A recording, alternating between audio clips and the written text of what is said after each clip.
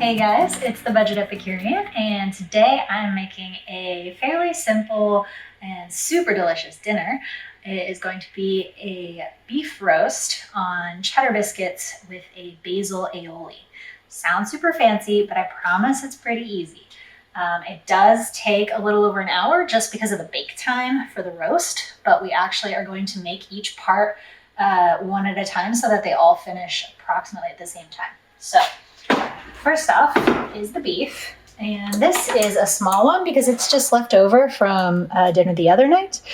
And we're gonna roast it in the oven to make roast beef, which you may have had at the store. And really, there's no specific cut that is the best for a beef roast. A roast beef could refer to sirloin, bottom round roast, eye round roast. I believe this one is a sirloin. And all I'm going to do is cover it with some of my steak seasoning. This is the best seasoning ever, I think, for beef. And just try to get it kind of evenly distributed on all sides. All right. And I'll pop this guy in the oven while it's preheating for our biscuits, just because it will take about an hour, probably less because it's small. Typically you want to use about a 3-pound roast for 1 hour. That's probably more like 1.5 pounds. So I'll need 30 to 40 minutes on that one. We'll see as time goes. So then I'm going to wash my hands. All right, clean hands. Now we're going to make the cheddar biscuits. So we're going to need some flour, of course, 2 cups of flour. And these are often called copycat Red Lobster biscuits. If you've ever gone to Red Lobster and gotten their cheddar baked biscuits, this is similar to what these are going to taste like. So 2 cups of flour and 6 tablespoons of butter. And you want your butter to be chilled, so right out of the refrigerator, probably not the freezer, but you don't want warm room temperature butter. It helps when it's chilled to help it have more of a flaky pastry type texture to it, rather than a thicker, more doughy kind of texture. So, actually I do need that fork.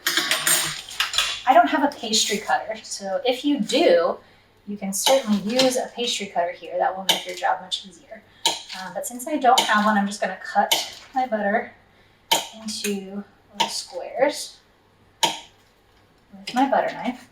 How about that? Using a utensil for its stated purpose.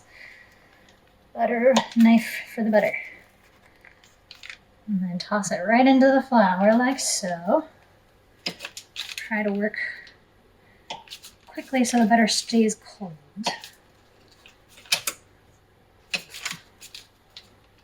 Just making little squares. And then I'm going to take my fork and break it up more into tiny little pieces.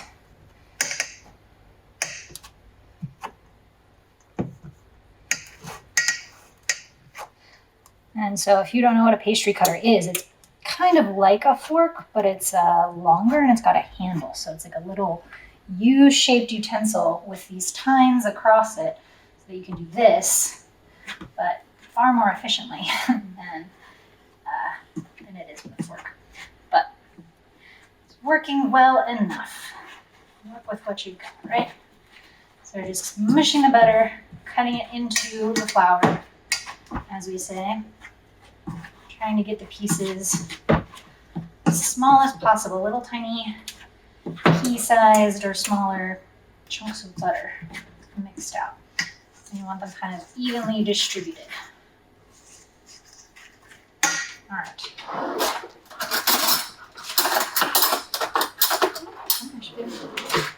And we're going to want about a teaspoon of baking powder. Just a teeny tiny bit, like 1/4 of a teaspoon baking soda. I don't love measuring.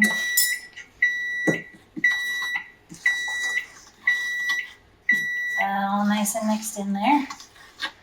I try to do that while the ingredients are still dry so that it gets more evenly distributed, because getting a big mouthful of baking powder is not a pleasant experience, as anyone who's experienced it could tell you. Now for the good part.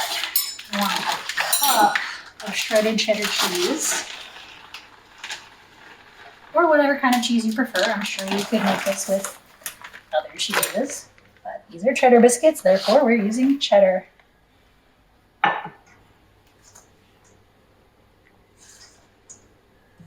Just gonna mix that all in now. We're gonna mix this all up, and it's going to create a pretty messy looking shaggy dough. That's okay, don't panic. Oh, how could I forget one of the most important ingredients? I'm gonna grab some milk. All right, it'd be pretty hard to make biscuits with no liquids, right? We're also going to add 2 tablespoons of honey for a little bit of sweetness. I like the flavor of honey. You don't have to use honey, obviously. If you don't like it, don't have it, you're allergic, whatever, plain all sugar will work just as well. Or any type of sugar substitute you want to use. Again, I'm really bad at measuring, but I think that's 2 tablespoons. Good enough. And a little sprinkle of salt. Mix everything together. Now our 1 cup of milk. It's great if you have buttermilk. Next best bet is whole milk. If you don't have that, you can use whatever milk you've got on hand. It will turn out just fine. Pour that right on in. Hopefully our butter is still kind of chilled. And just get that all mixed up. Now this amount should make you about 8 to 10 biscuits, depending on how large or small you make them. And I don't have a biscuit cutter, that round ring that makes perfectly even biscuits, so we're just going to do drop biscuits today, which is exactly what it sounds like. We're just going to drop chunks of this dough right onto our paper. So scrape everything off of here.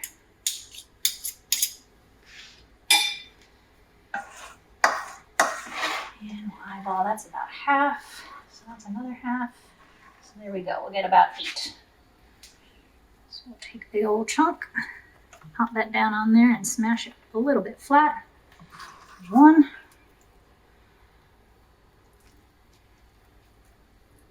And 2, that one looks a little bit small, probably end up adding some to it.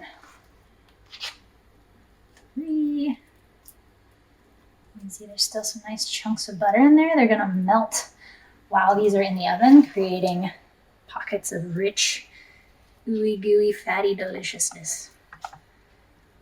At no point did I say these are healthy, right? Because that'd be a lie.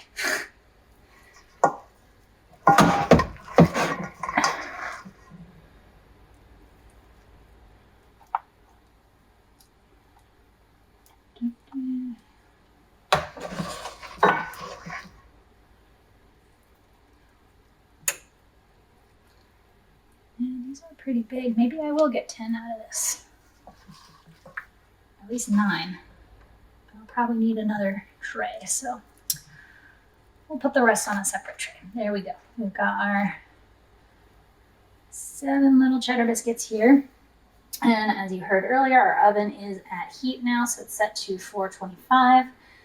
Pop these guys in there. They only need about 15 minutes to become nice and golden brown on top. We'll get 2 more of those on another pan going. All right, so put those into the oven and I'm gonna cook those for 15 minutes. And I'm gonna wash my hands again. Okay, so step 3, while everything is baking in the oven, we're gonna make the basil aioli to go on top. So aioli is basically a fancy word for mayonnaise. And if you've never tried making your own mayonnaise before, I would highly suggest it. It's also actually way easier than you might think. You literally blend eggs and oil together, and like that's mayonnaise. So I'm going to be doing the immersion blender here. You can also use a regular blender or a food processor. But I like the immersion blender because it's quick, it's easy, it's very fast to clean. The immersion blender is small and quiet, good option for people who don't have space for a big blender or food processor. But arguably the food processor probably is the fastest and makes it the most smooth. So really it's up to you. Anywho, so to make the aioli, we've got 2 cloves of garlic. You need 1 large egg, and what I've got is a duck egg and a quail egg. So that's what we're gonna use. Now we're gonna pop the whole thing in here. For a richer tasting aioli, you can use 1 whole egg and 1 yolk as well. If you have something else that you can do with the whites.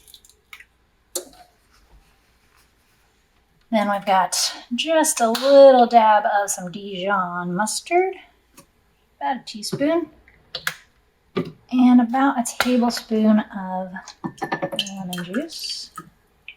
Just pour it all into your container. Now you want your container to be large enough to fit your immersion blender, obviously.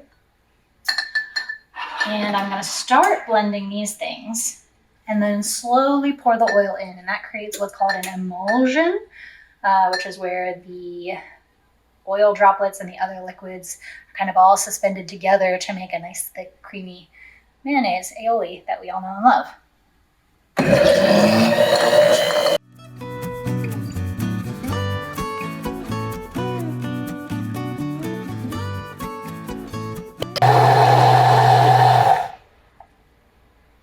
Alright, so we blend that for about a minute. Pretty good. Well, that's garlicky. Then we're going to add a little bit of salt. Just a pinch to really bring out the rest of the flavors. And I'm going to toss in our basil. Good pinch, about a ½ cup worth of leaves. Fresh from the plant. You can use other herbs here if you like, or you can just have a garlic aioli. This is a fantastic base.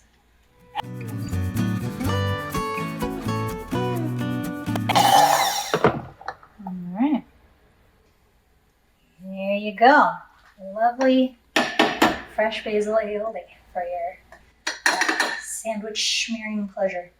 So one option, if you don't have an hour or you don't want to wait an hour for the meat to cook, because say your biscuits are done now, is you can cook it on the stove top. Cast iron is especially good for this, and it's also good for going from stove top to oven. So you can take your roast, which has been in the oven for only about 20 minutes. Maybe you can't. Maybe you are better at tongs than me.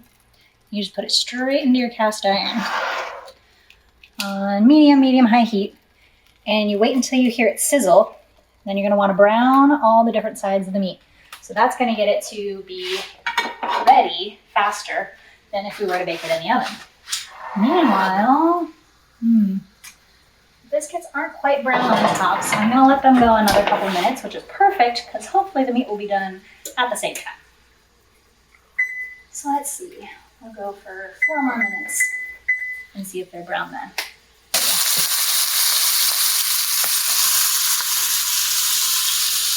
Alright, so as you can see, our roast has browned up nicely, and I'm just going to put that aside to rest for a minute before I slice it. As you can see, cast iron makes a lot of smoke. You may want to consider putting on a fan. And our rolls, ooh, there we go. Looking like a crispy, crunchy brown coating has happened. So we'll let those cool down just a little bit as well, and then it'll be time for final assembly. All right, now the fun part.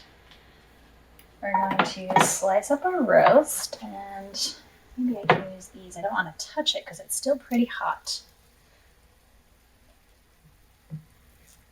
So you're going to want to slice thinly against the grain if you can. Oh, look at that. Beautiful roast beef. A little bit of pink on the inside, just how we like it.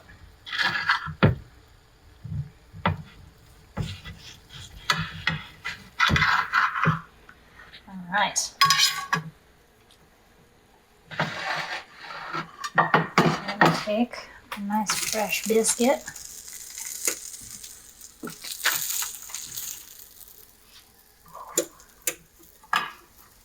Cut that bad boy open. Oh, hot and steamy and covered in cheese. That's good stuff right there. And I'm going to take a nice big smear of the Basil Aioli.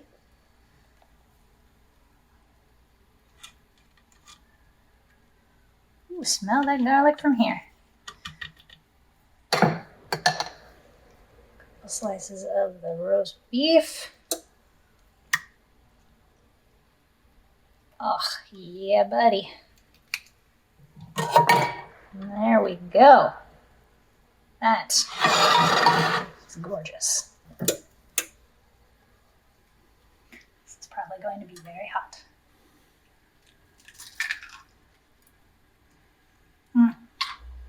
Oh man. Yeah, that was pretty good.